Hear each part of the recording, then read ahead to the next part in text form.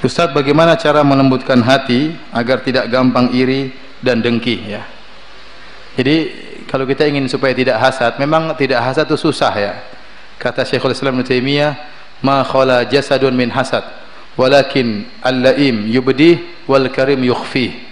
Tidak ada jasad yang selamat daripada hasad, tetapi orang yang baik menyembunyikannya, orang yang buruk menampakkannya.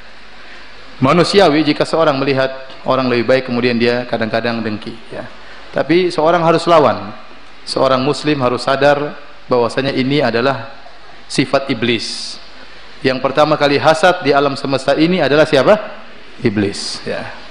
Dan inilah sifat yang kemudian diwarisi juga oleh Yahudi. Tadi sudah kita sebutkan, hasad kepada Nabi Muhammad SAW ternyata nabi terakhir bukan dari bangsa Yahudi ya.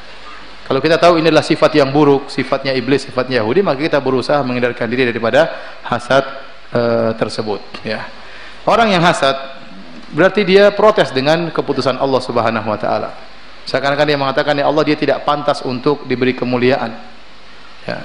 Yang harusnya saya yang diberi kemuliaan, atau cabutlah kemuliaan darinya. Itu berarti dia protes terhadap takdir Allah Subhanahu wa taala.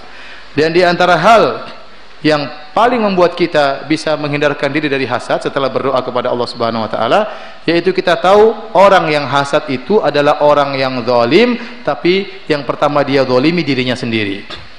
Makanya sebagian salaf mengatakan, aku tidak melihat orang yang zalim, tapi menzalimi dirinya seperti orang yang hasad. Karena kebanyakan orang kalau sudah hasad sama orang, dia pasti zalim sama orang tersebut. Akan dia ungkapkan dengan kata-kata, dia merendahkan orang tersebut, nyadari kesalahannya ya. Tapi sebenarnya dia yang paling dia zalim dirinya sendiri. Semakin dia hasad, dia yang semakin tersiksa. Saya tanya sama antum, orang yang hasad yang pertama tersiksa dia atau orang yang dihasati? Dia yang tersiksa. Jadi dia menzalimi tapi dia yang terzalim. Itulah orang hasad. Kemudian ya akhi, kalau ente hasad, apa akan merubah kondisi? Coba misalnya muka ente pas-pasan, terus ente lihat orang ganteng, ente hasad sama dia. Apakah kemudian ente jadi ganteng setelah itu? Jawabannya tidak. Tetap ente pas-pasan, dia ganteng tetap aja kan ganteng, nggak merubah keadaan. Anda hasad sama orang yang pintar, terus setelah anda hasad dia jadi bahlul, ente jadi pintar, nggak juga. Ente bahlul tapi tetap ahlul, dia pintar tetap aja tetap apa? Pintar. Jadi hasad anda tidak akan merubah kondisi ya. Dan yang paling mengerikan dalam satu hadis, hadisnya dhaif tetapi maknanya benar, dijadikan dalil oleh para ulama, innal hasad ya'kulu al-hasanat kama ta'kulun nar al-hatab. Sungguhnya hasad itu memakan kebaikan sebagaimana api memakan kayu ya.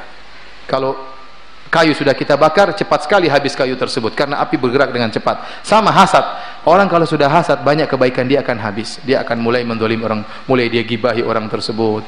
Kalau orang tersebut celaka, dia senang, dia gembira, dia cari-cari kesalahan orang tersebut dan seterusnya, sehingga akhirnya dia mendolimi orang tersebut, maka kebaikan dia akan dia transfer kepada orang yang dia hasati.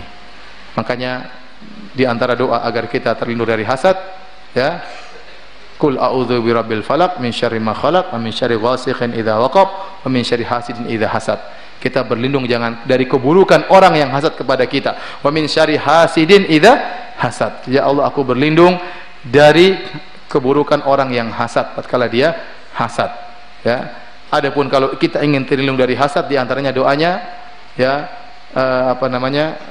walladzina ja'u min ba'dihim yaquluna rabbana ighfir lana wal ikhwanil ladzina sabaquna bil iman wa la taj'al fi qulubina ghillan lil ladzina amanu.